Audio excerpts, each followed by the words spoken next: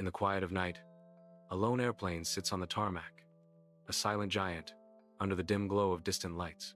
Inside, Mark meticulously cleans, his movements echoing in the empty cabin, a solitary figure against rows of empty seats.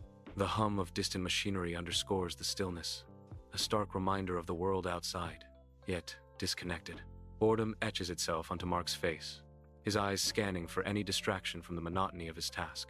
A glint of mischief sparks in his eyes as he contemplates a way to break the silence, a moment of potential chaos brewing. In the cockpit, a beginner's guide to flying rests on the pilot's seat, a beacon of hope in an impossible situation. Mark opens the book, his eyes widening at the simplistic instruction.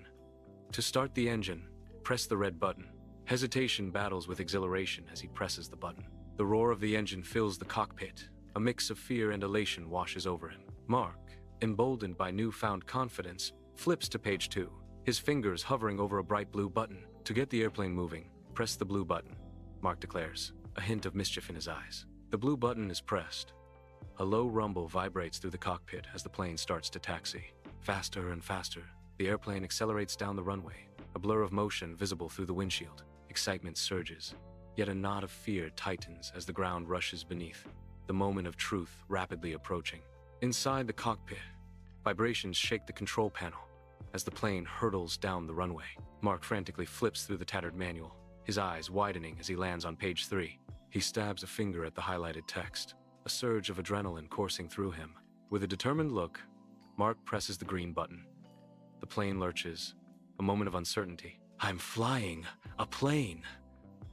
Mark exclaims, as the aircraft steadily lifts off the ground, airborne at last. Inside the cockpit, Mark's white knuckles grip the yoke, battling to keep the airplane steady amidst flashing lights.